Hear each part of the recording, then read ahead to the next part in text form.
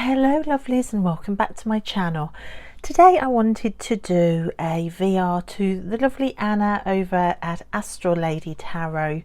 Now Anna has got a tag out at the moment about our Disheveled decks, and I love this tag. In fact, this tag and all the responses has given me a little bit of a problem with my no buy year. It's been the biggest struggle to not start looking for decks because I love secondhand. I love treasure hunting. I've seen lots of worn secondhand unusual decks, and oh my gosh, it's just been a delight watching everybody's responses. So I thought I'd join in and show you some of my disheveled decks. I've got disheveled hands at the moment from gardening. They're all covered in cuts and slices and broken nails, so do please excuse the disheveled hands to start with. Right then, I've only got a few decks because I have only been using tarot for, I think it's just over 2 years now. I thought I'd share what it was definitely my very first soul deck ever. Now this tarot of the sweet twilight I got really early on. I saw pictures of this deck on Facebook and I just sat up and immediately was drawn to it. You can see the box is ripped and it's all worn, and this was the first deck where I actually thought, oh my gosh, I don't want to use anything else.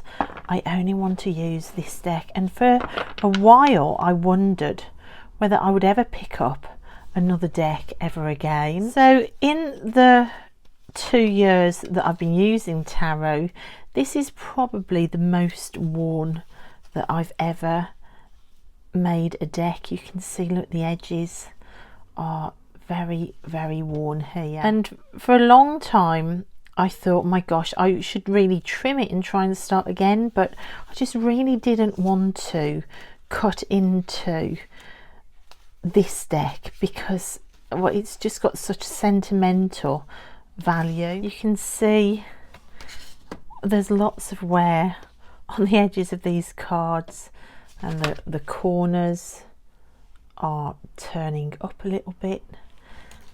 Yeah, it's one of those that probably could do with a trim, but I love it so much. I love the colours, I love the card depictions, I love the quirks that it goes off in. It's got my all-time favourite 9 of Cups. There's the death card that I love so much. The little white book for this death card says, let me read it. Death as tender as a lover carries your poor soul across the desert, step by lonely step, to lay you down gently so that you can absorb and understand the truth of this life. Oh my gosh, I love that depiction of the death card, and it's for cards like that that mean that in my short time using tarot I have a deck with edges like this. You've got a Yoda in the strength card. What is not to love? So you can imagine my delight when I got sent another of these decks, but this time edged, pre-edged and fully trimmed. And look, I was talking about the death card and there it is on top. So you can see the difference between these two decks. Of course, Lo Scarabeo does all of these languages around the edge, or they used to. I think they've stopped doing that now. But this deck, oh, when I opened it up and saw what it was in my happy mail, I couldn't believe it, because this deck is just so important to me. I mean, is it my all-time favourite deck? It possibly, definitely top 3, without a shadow of a doubt top 5.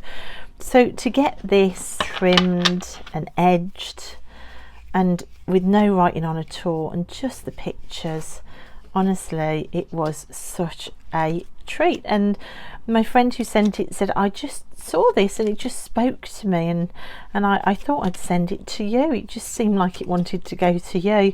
Little did she know that I would be reading that whilst jumping up and down with unmitigated delight, just completely blown away with getting another copy of this deck, but this time trimmed. Both are special to me, both I adore. So that's my first Disheveled and not so disheveled tarot of the sweet twilight. Okay, another deck that I got pretty early on in my tarot journey is this one, the Raven's Prophecy Tarot. This deck was bought because of one card only. The Seven of Wands just blew me away when I saw it. So I got this deck kind of inspired by just one card. Here are the backs. And I was using it and absolutely loving it. And then I realised that there was a series of novels, the Ravens Boys books, linked to it, which I do have a video about, which I'll link. And Julie at Peekaboo Rose did an amazing video as well, which I'll also link. And my daughter actually has just read the Raven Boys books, and she is equally blown away by them as well. Now, these don't look too dishevelled. However, there is a story with these. I was doing a big reading in the lounge, and in the lounge I have a blue tiled coffee table, deep blue tiles on it, and I was throwing cards down on the coffee table. And when I went to start journaling about the cards and went to pick the cards up one at a time to re-study and to journal on, I realised that the coffee table was covered in water. One of the kids had knocked a cup of water over and hadn't cleared it up, and because of the colour of the tiles I hadn't spotted the water. It was kind of invisible. So I'd actually thrown some of these cards down into a puddle of water, and you can see it here. The worst affected card is this one, the Nine of Swords. Typical that it would be the Nine of Swords. You can see it's in a right old state. I managed to peel it off the table where it was stuck and dry it, but it is the worse for wear, I'm afraid. I have thought about replacing the deck because it is still easily available and it's not an expensive deck at all. However, like I said before, I love kind of things with story, secondhand things that are used, things that hold a life to them. And that Nine of Swords card in the deck is kind of that story. So to replace it with just shiny new, not only is it a real drain on the environment to keep doing that, but when I can get away without doing it, but also it kind of detracts away from this kind of dishevelled feel to it. I think most of the cards I managed to dry. It was really the Nine of Swords that took the brunt of the accident, but it's definitely turned it into a slightly more dishevelled deck than most. But yeah, if you love reading and you haven't read the Ravens Boys, and you like tarot as well, oh my gosh, go and read the Ravens Boys. It's such a brilliant series of books, full of magic, full of tarot, full of secret worlds, links to King Arthur in there as well. Look, you can see some of these edges are slightly worn as well there. But yeah, it's just fantastic deck, even though it has a rather dishevelled edge to it. Now I see loads of people trim off these orange edges, but I love the orange. I love the orange on this deck. But yeah, I think that classes as dishevelled. Another deck that is dishevelled because of the use I've put it through is another one of my all-time favourite decks, the Osho Zen Tarot. Now, it was bought second hand, but the box, can you see how broken and split the box is? Now, this box was crushed in my porch. So the postman arrived and with this parcel and put it on my doormat inside my porch door. And then before I had a chance to retrieve this parcel, another delivery arrived, which was a huge delivery of Who Gives a Crap toilet paper, which you buy in like quarterly installments. So it's a huge box full of toilet paper, and the delivery driver opened the door and literally just threw the box in on top of this and smashed the box. So it was completely dishevelled box wise before I even got to the deck. But that aside, dishevelled box aside, this deck as well is seeing wear. You can see the amount of wear that the edges are in now. You know, the corners are beginning to peel up on some of them. You know, it's really a really well loved battered deck. It's feeling soft around the edges, and that's because I've just used it so much. Again, like Tarot of the Sweet Twilight, this was a deck that just caught my imagination, and I just loved reading, and for a while, just like with Tarot of the Sweet Twilight, this was the only deck that I wanted to work with, like months on end, and I would try and bring other decks out, and this was never far behind. I just love the way it reads, I really do. Now, I know Osho himself is very problematic. However, I think this deck stands alone, and I can separate this deck from him. I threw the card with him in it away. I don't use that at all in the deck. And this deck just is really powerful. I've loved it. Working with it, I find is really profound. I love the guidebook that comes with it. Yeah, I absolutely love it. So this is the Osho Zen Tarot, a really well used and dishevelled deck. Now for the Iris Oracle, one that I nearly destroyed myself, probably my all-time favourite oracle. I managed to find it really cheap second hand because it's hard to get in the UK, and when it came to me, it was really already very battered, I think, which is why I got it so cheaply. The edges had huge welts of white showing, which came round onto the fronts of the cards. There were huge bits of peeling on the fronts, so there was no other option but to try and not only re-edge it in black, but also to colour in black on the front where it had lost some of the black as well, which I was very happy to sit and do. So I sat for a while, overcoming my fear of any sort of deck modding, which you would think as an artist that I in particular shouldn't have a fear of deck modding, but I really do. So I didn't trim it, I just had to colour in all the white, so the sides and on the front as well, because I mean, I don't know if you can see, I mean, you can just about see it here. It was really lifting. So I did a really good job, and I bonded really well with this deck, doing that mod and covering up all of the front of the card as well that was wrecked. However, I didn't like the smell of the Sharpie. I really didn't like the way it smelt, and I left it out for days and the smell wasn't going. In fact, I can still smell it on the deck now. So I really hated the smell.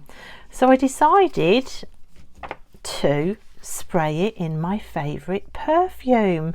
What a good idea, said nobody ever. And of course I sprayed it in my favourite perfume, put it in its box, did another little spray for good measure, and thought, oh, I'll leave that for a few days and that will smell lovely when I open it up.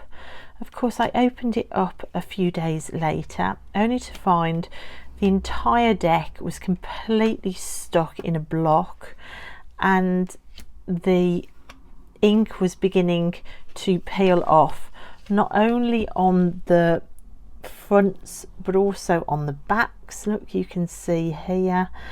And to prise the deck apart, I did so much damage. So pieces of the back were coming off.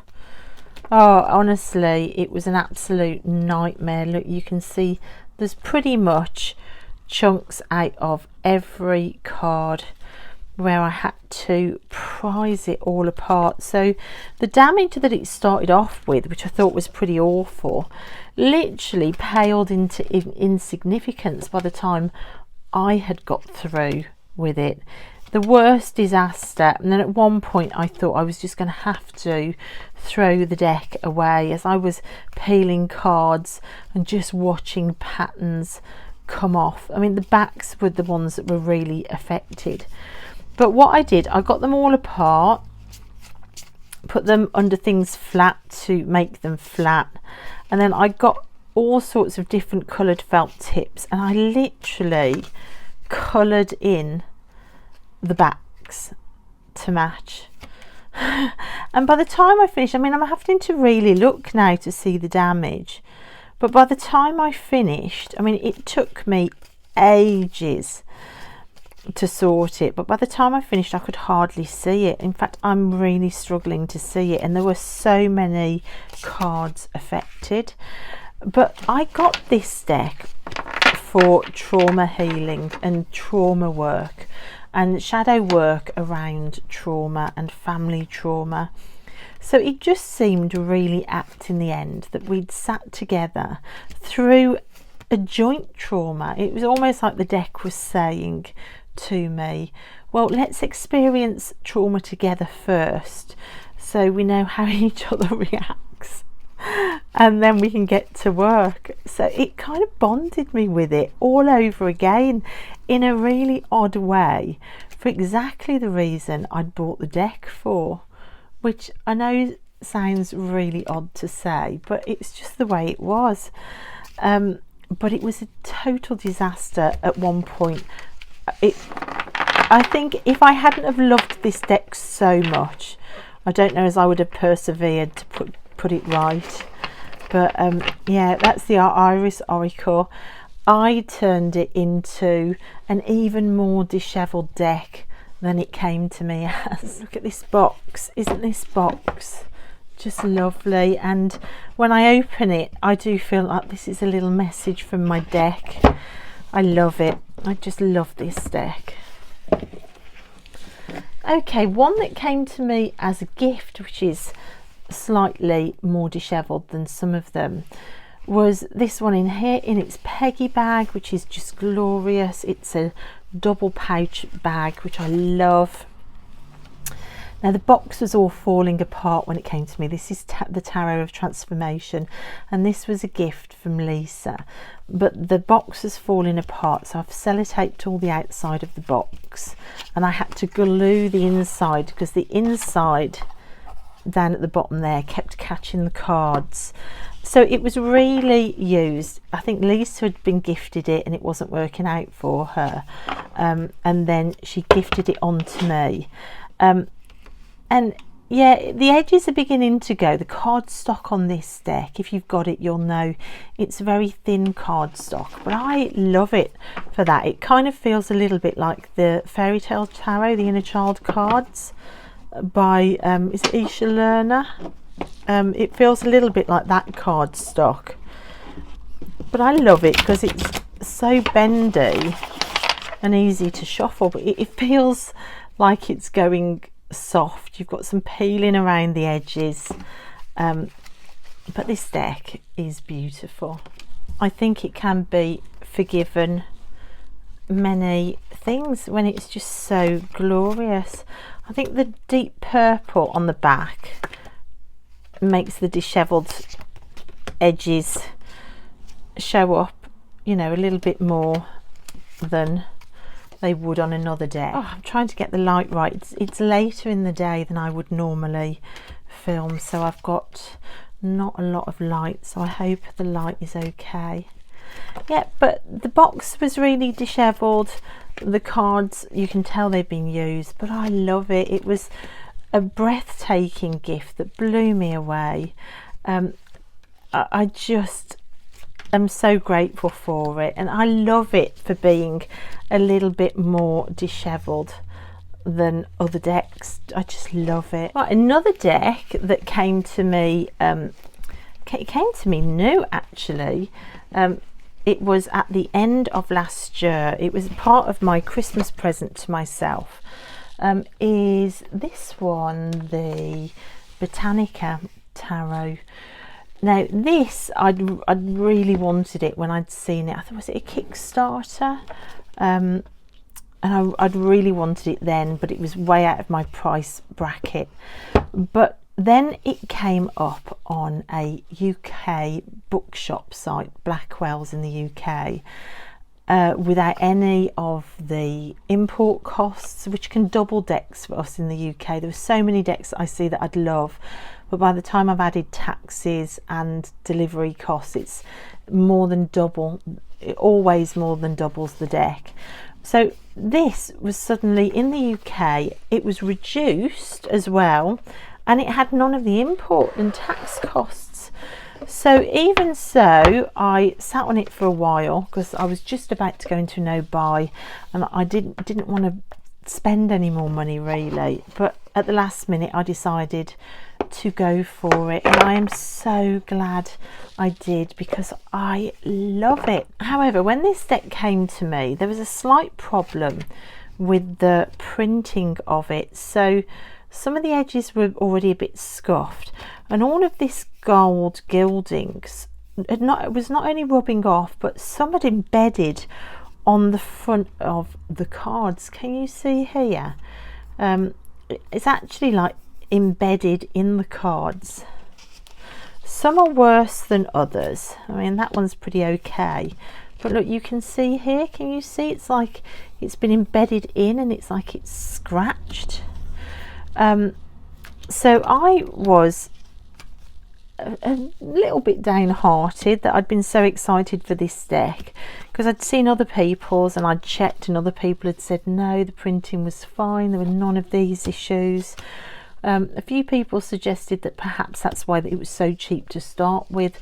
Perhaps Blackwell's had got some seconds, but I know other people that bought from Blackwell's and they were fine.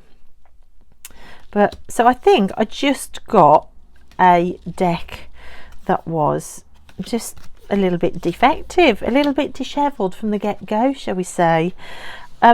So I ummed and ahed for what to do. I agreed with some comments. I asked on my channel, what do you think I should do about it? Should I send it back? And somebody commented, well, perhaps that's part of the deck's lesson to you, that, you know, things don't need to be perfect for you to love them. And I was already leaning towards that anyway, and thinking, well, no, I'd already really bonded with the deck, even with all these sort of gold scratches in it. And I found myself very quickly thinking, I don't want another deck. I want this one. This is my deck. I want it dishevelled and all. And so I decided to keep it. But I did message Blackwell's just to let them know there'd been a problem, and just to say to them, you know, look, there was a problem with this deck. Perhaps you need to like check whether the rest of them are okay. And they offered me some money off, and they refunded me nearly £10. So in the end, this deck came to me for very little money. I think it came to me for about £10–12, and considering what the price of this deck was originally, I think that's incredible. The worst card, I think, for damage is this one. You can see like the way the printing is literally scratched. It looks like it's been caught in a machine. Can you see all that, those green scratches? They're not part of the image at all, and it's all up that one. So some of the cards are more damaged than others, but I love it all the more for that. And I'm so glad I didn't send it back. And I've been using this deck this month with, oh, what have I been putting it with? The Sacrobito. Oh my gosh, it looks so gorgeous next to the Sacrobito tarot. It really does. So that is the Botanica tarot, one of my favourites in my collection, even though it came to me from the get-go in a slightly more dishevelled state than expected. And will you just look at this box? I mean, how gorgeous is that? It's so gorgeous. And it slides in like that. It's just absolutely beautiful. It comes not only with the little white book, but also with a book like this. Look at it, isn't it beautiful? It tells you all about the plants and stories around the plants. I love it. Okay, another deck that I've had pretty early on in my collection, and it was probably deck number 3 or 4 in my collection, is the Nicoletta ceccoli, and this has been well loved as well. As much as any decks could be well loved in such a short tarot practice, the edges on these for some reason are quite dirty. Can you see all the marks on them? You might have noticed I'm not one for putting tarot cloths down to work on. I don't like catching the cards on the cloth. I prefer just to work on a solid table, but it does mean that you pick up any dirt, or it knocks the edges of the cards around a bit.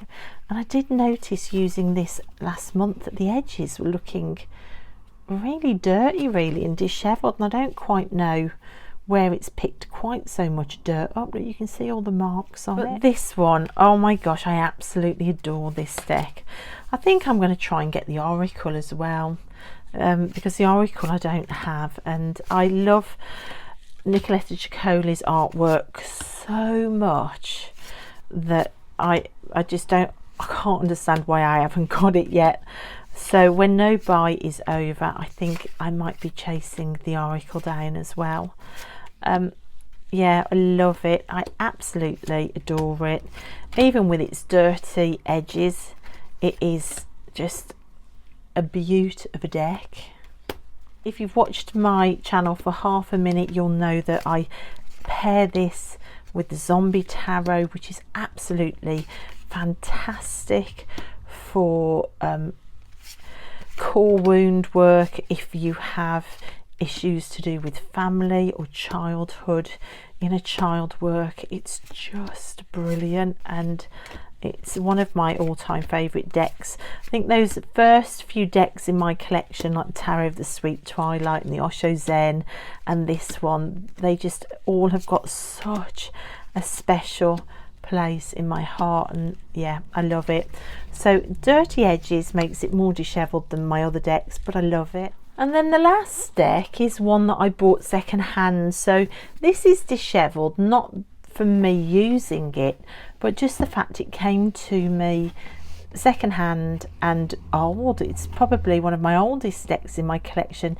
This is Courtney Davis's The Celtic Tarot, but this is the first edition, which came in the Celtic Tarot pack like this.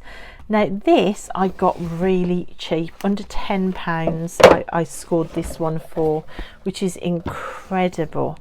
It comes with a journal. Now the journal is half full, so half of it's empty, half of it's full, but I love the fact it's got a history in the journal. For me that was a plus, it wasn't a negative, and I've been looking at some of the readings in there, and it's fantastic that it has that history with it. It comes with a guidebook like this, and you can see how old the edges are, crinkled. The edges are like dirty, look, the binding's breaking, it's just falling apart really, it's so old. The pack itself is kind of battered. But the cards are all there, and the cards have got this gorgeous soft sort of mushy feel to them now, because they're so old. I don't know if it's showing up at all on here, but they have this glorious soft feeling to them that I've not felt in any of my newer decks. And of course, because I've not been using tarot that long, this is my first experience really of what a deck begins to feel like when it's been really used and is worn in and loved.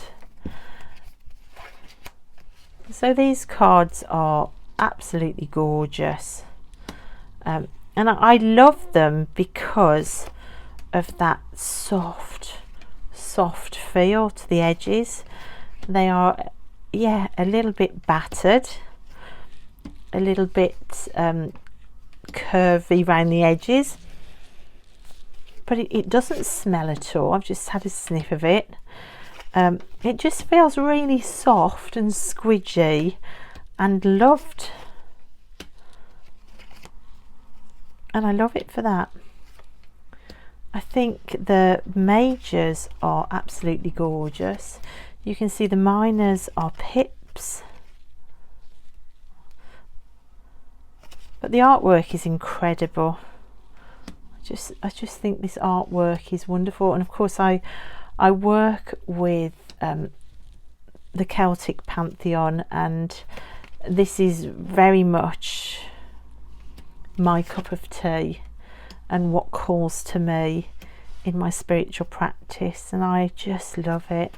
I know that there's a newer copy. I think the newer copy is also out of print. This is an out of print deck, so to find a first edition copy for the price I did, I just think it was incredible, incredibly lucky and really exciting. I mean, I bought it thinking it must be a fake, and when it arrived I literally couldn't believe my eyes when I got it out of the box and realized that it wasn't a fake, and then that all the cards were there. Yeah, so really lucky to find this one. So that's the Celtic Tarot by Courtney Davis. And as for other things that are dishevelled, well, I am the second-hand queen. I mean, all my books are bought second-hand. You know, this was one I bought second-hand, which is yellowed pages, and it's all bent and dog-eared. So, you know, I don't buy new books. I don't mind anything like that. In fact, I absolutely adore vintage books. I just love them. I collect these Ladybird vintage books from when I was a kid. I've got these. In fact, I need to do a VR. Was it Lise who did the children's book tag? I think it might have been Lise. If it wasn't, I apologise, but I do want to share my children's books. I mean, I'm a big kid at heart. I've got things like this. These are just things that were lying around me. So, you know, I've got old dolls. If it's vintage and battered and a little bit dishevelled, then brilliant. You know, knickknacks around the house. I collect swans, so everything's like a bit old and battered. These are ones that I keep my current feathers in that I've been gifted on walks. And even when I break things, like I broke this little tiny swan vase and it broke into pieces. I mended it with a hot glue gun and gold ink, and now it's like a precious magic spell for me now, this one, and I love it even more because it is battered. So yeah, give me the dishevelled, because I think life eventually no matter how carefully we try and tread, makes us all dishevelled eventually. And I think the key is to embrace that and go with it. So that's it, guys. That's my dishevelled decks. Thank you to Anna. I'll link Anna's original video down below. Thanks so much for watching, guys, and I'll see you next time. Bye.